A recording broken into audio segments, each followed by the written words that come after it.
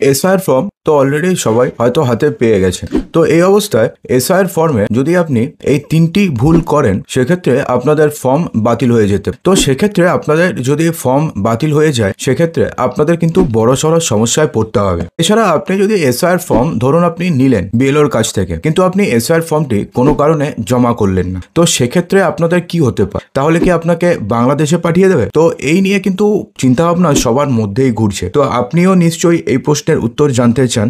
যদি জানতে চান তাহলে ভিডিওটিকে সম্পূর্ণ অবশ্যই দেখবেন। তো দেখুন বন্ধু, প্রথমে আমরা জানবো যে এসআইআর ফর্মটি ধরুন আপনি বিএলওর থেকে নিয়ে তো নিলেন, কিন্তু ধরুন আপনি ফর্মটিকে জমা করলেন না, তাহলে সেক্ষেত্রে কি হতে পারে? সব থেকে গুরুত্বপূর্ণ বিষয় হচ্ছে এসআইআর ফর্ম অর্থাৎ এনুমারেশন ফর্ম হাতে পাওয়ার পরে তা জমা না দিলে কি হতে পারে। এই প্রশ্নের উত্তরে একটা কথাই বলা যেতে পারে যে এই ফর্মটি জমা যদি আপনি না দেন তাহলে সেক্ষেত্রে আপনাকে বড়সড় সমস্যায় পড়তে আপনাকে হবে। কারণ নির্বাচন কমিশনের নির্দেশ অনুযায়ী আপনি যদি ফর্মটি গ্রহণ করে থাকেন তবে তা জমা দেওয়া সম্পূর্ণভাবে বাধ্যতামূলক। অর্থাৎ সেক্ষেত্রে দেখুন স্পষ্টভাবে বলা হয়েছে যে যদি আপনি এসআইআর ফর্মটিকে আপনি যদি গ্রহণ করেন অর্থাৎ বিএলওর কাছ থেকে যদি আপনি এসআইআর ফর্মটিকে নিয়ে নেন তাহলে সেই ফর্মটিকে কিন্তু আপনাকে বাধ্যতামূলকভাবে জমা করতেই হবে। যদি আপনি জমা না করেন তাহলে সেক্ষেত্রে কিন্তু একতরফা ইলেকশন কমিশন ধরে নেবে যে আপনি ভারতীয় নন এবং কোনো কারণে আপনি এনুমারেশন ফর্ম জমা তো ফর্ম তো তুলে নিয়ে নিয়েছেন, কিন্তু আপনি সেই ফর্মটি জমা করার সাহস আপনার কাছে নেই। তো সেক্ষেত্রে আপনাদের নাম চূড়ান্ত ভোটার তালিকাতে তো বাদ যাবেই, এমনকি আপনাদের খসড়া ভোটার তালিকাতেও নাম উঠবে না। দেখুন এখানে বলা হয়েছে নির্বাচন কমিশন কিন্তু স্পষ্টভাবে বলেছে যে জমা দেওয়া বাধ্যতামূলক। ফর্ম যদি জমা না দেন তাহলে আপনার নাম খসড়া ভোটার তালিকাতে অন্তর্ভুক্ত নাও হতে পারে। অর্থাৎ খসড়া ভোটার তালিকাতে কিন্তু সবার নাম অন্তর্ভুক্ত হবে, অর্থাৎ যারা রয়েছে যাদের কোনো 2002 সালের ভোটার লিস্টের সাথে কোনো লিঙ্ক নেই তারাও যদি এনুমারেশন ফর্ম জমা দেয় তার নামও খসড়া ভোটার তালিকাতে উঠবে। তো সেক্ষেত্রে আপনার নাম যদি খসড়া ভোটার তালিকাতে না উঠে তাহলে সেক্ষেত্রে ধরে নেওয়া যাবে যে চূড়ান্ত ভোটার তালিকাতেও আপনাদের নাম উঠবে না।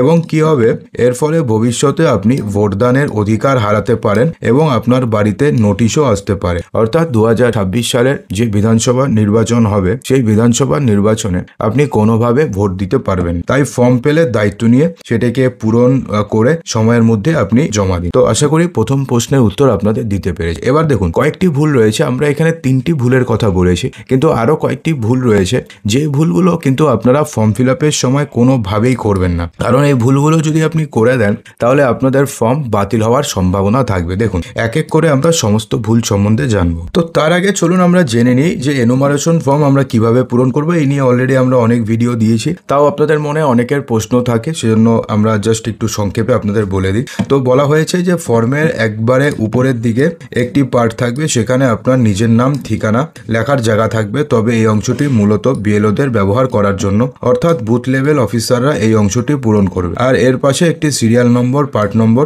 এবং ইউনিক কিউআর কোড থাকবে। তবে হ্যাঁ, এখানে পুরানো ছবির জায়গায় আপনার পুরনো ভোটার কার্ডের ছবি লাগাতে হবে, অর্থাৎ সেই ছবি লাগানো থাকবে এবং সাম্প্রতিক ফটোর জায়গায় আপনাকে নতুন আপনাদের একটি সাম্প্রতিক বর্তমান ছবি লাগাতে হবে। দ্বিতীয় ধাপে আপনাকে কি করতে হবে? দ্বিতীয় ধাপে গুরুত্বপূর্ণ ব্যক্তিগত তথ্যগুলো ইনপুট করতে হবে। যেমন বলা হয়েছে যে জন্ম তারিখের জায়গায় আপনার নিজের জন্ম তারিখ লিখতে হবে, অথবা অনেকে রয়েছেন যাদের জন্ম তারিখই জানা নেই, তো তাদের ভোটার কার্ডে যে জন্ম তারিখ লেখা রয়েছে অথবা আধার কার্ডে যে জন্ম তারিখ লেখা রয়েছে সেই জন্ম তারিখ দেওয়ারই চেষ্টা করুন। আধার নম্বরের জায়গায় নিজের আধার নম্বর দিতে হবে, তবে এটি বাধ্যতামূলক নয়, দিতেও পারেন আবার নাও দিতে পারে। মোবাইল নম্বরের জায়গায় চালু থাকা যে কোনো মোবাইল নম্বর আপনাকে লিখতে হবে। বাবার নামের জায়গায় বাবার নাম ইনপুট করতে হবে।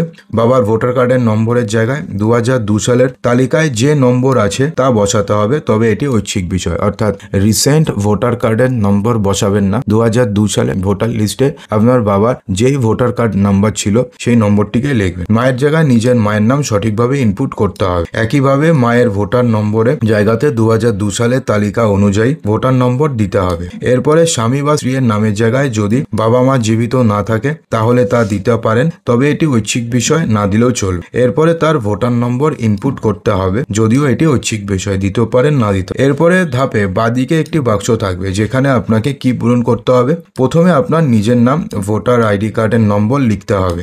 এরপরে আপনার যে কোনো আত্মীয়র নাম লিখতে হবে যার নাম 2002 সালের তালিকাতে রয়েছে, তবে এখানে আপনি বাবা মা কিংবা ঠাকুরদা বা ঠাকুমার নাম লিখতে পারেন। এরপরে তার সঙ্গে আপনার কি সম্পর্ক সেটাও আপনাকে লিখতে হবে। এরপরে ওই ব্যক্তির জেলা বিধানসভা কেন্দ্র ইনপুট করতে হবে 2002 সালের তথ্য অনুযায়ী, সেই কেন্দ্রের পার্ট নম্বরটিকে উল্লেখ করতে হবে। এরপর ফর্মের ডান দিকে আপনার নাম 2002 সালের সংশোধিত তালিকাতে যদি না থাকে, তাহলে আপনি যে আত্মীয়র নাম লিখছেন সে বাবা, মা কিংবা ঠাকুরদা, ঠাকুমা হতে পারে, তার সমস্ত তথ্য যেমন তার নাম, ভোটার আইডি কার্ডের নম্বর, সম্পর্ক, বিধানসভা কেন্দ্রের নাম ইত্যাদি ইনপুট করতে হবে। তো এবার আমরা আসছি আসল প্রশ্নে, যে ঠিক কি কি কারণে আপনাদের নাম বাতিল হতে পারে অথবা আপনাদের ফর্ম রিজেক্ট হতে পারে। দেখুন, ফর্ম পূরণের সময় বেশ কয়েকটি শর্ত কিন্তু ফর্ম পূরণকারীদের মানতেই হবে। যেমন প্রথমে হচ্ছে ভাষা। ফর্মটি নিশ্চয়ই আপনার কাছে বাংলা ভাষাতে এসেছে, তাই বাংলাতেই সেটিকে পূরণ করা যাবে। তবে কেউ যদি ইংরেজিতে পূরণ করতে চায় তাহলে সে পূরণ করতে পারে, কিন্তু সমস্ত অক্ষর বড় হাতের অর্থাৎ ক্যাপিটাল লেটার অথবা ব্লক লেটারে লিখতে হবে। অনেকে রয়েছেন যারা ধরুন লাল কালি ব্যবহার করে ফেলে, তো সেক্ষেত্রে বলা হয়েছে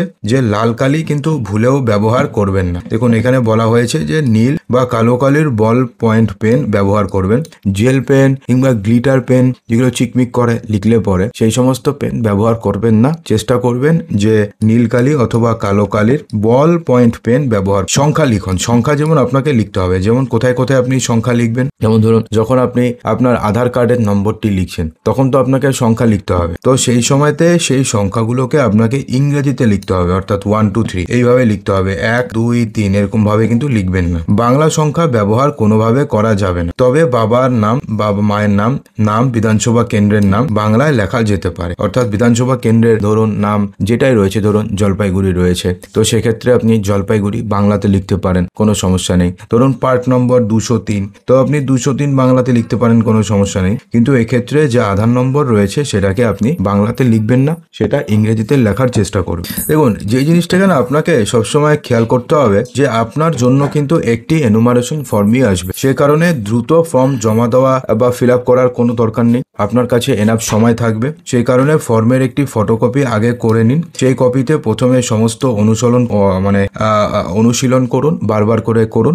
তারপরে যখন দেখবেন সবকিছু ঠিকঠাক, তারপরে মূল ফর্মটিকে পূরণ করা শুরু করুন। দেখুন, শুধুমাত্র এগুলো তো কারণ রয়েছে যেগুলো আপনাদের ধরুন সামান্য মিস্টেকের জন্য আপনাদের ভুল হতে পারে। এছাড়াও কিন্তু আরো দুটো কারণ রয়েছে যেগুলো হচ্ছে খুবই মারাত্মক ভুল। তো বাকিগুলোর জন্য আপনাদের ফর্ম বাতিল না হলেও হবে যে সেরকম ব্যাপার নয়, নাও হতে পারে। সেক্ষেত্রে ধরুন আপনি হোয়াইটনার ব্যবহার করতে পারেন যদি কোনো ভুল হয়ে যায়। তো যদিও আপনি হোয়াইটনার ব্যবহার করার আগে বিএলওকে একবার জিজ্ঞেস করে নেবেন, কিন্তু তাও আপনি ব্যবহার করতে পারবেন। কিন্তু এই যে ভুলগুলোর কথা আমি আপনাকে বলবো, সেই ভুলগুলো হলে কিন্তু আপনার নাম আর কোনোভাবেই ভোটার লিস্টে থাকবেই না। যেমন দুটি প্রধান কারণের জন্য আপনাদের ফর্ম বাতিল হয়ে যাবে। বলা হয়েছে প্রথমত যে আপনি যদি ভারতীয় নাগরিক না হন তাহলে কোনোভাবেই সেই ফর্ম গ্রহণযোগ্য হবে না, অর্থাৎ আপনি ভারতীয় নাগরিকই নন তাহলে কোনোভাবেই সেই ফর্ম গ্রহণযোগ্য হবে না। দ্বিতীয়ত বলা হয়েছে যে যদি আপনি ফর্মে কোনো ভুল তথ্য ইনপুট করেন, অর্থাৎ আপনি যে ফর্মে যে আপনি আপনার বাবার নাম লিখছেন অথবা আত্মীয়র নাম লিখছেন সেগুলো যদি ভুল হয় অথবা কোনো কারণে যদি জালিয়াতি বলে প্রমাণিত হয়, তাহলে সেগুলো সম্পূর্ণভাবে বাতিল হয়ে যাবে সেই ফর্ম। এমনকি শুধুমাত্র বাতিল বলেই নয়, কমিশন আপনার ওপরে উপযুক্ত আইনি পদক্ষেপ নিতে পারে। সেক্ষেত্রে আপনাদের ফাইন হতে পারে, আপনাদের জেল হতে পারে। এছাড়া তো আপনাকে তো বাংলাদেশ পাঠিয়ে দেবে, সেক্ষেত্রে তো কোনো সমস্যা নেই। কিন্তু বাংলাদেশ পাঠানোর কাজ নির্বাচন কমিশনের নয়, তো সেহেতু বাংলাদেশ পাঠাবে না আপাতত, কিন্তু জেল হতে পারে। তাই অবশ্যই ফর্ম পূরণ করার সময় সমস্ত তথ্য সঠিকভাবে ইনপুট করুন। যদি আপনি ভারতীয় নাগরিক না হন অথবা যদি আপনি ভুল তথ্য ইনপুট করেন অথবা জালিয়াতি বলে প্রমাণিত হন, তাহলে আপনাদের ফর্ম বাতিল হয়ে যাবে। তো বন্ধুরা, আশা করব যে ভিডিওটিতে আপনাদের সমস্ত কিছুই বোঝাতে পেরেছি। ভালো লাগলে লাইক করবেন, শেয়ার করবেন, চ্যানেলটিকে সাবস্ক্রাইব অবশ্যই করবেন।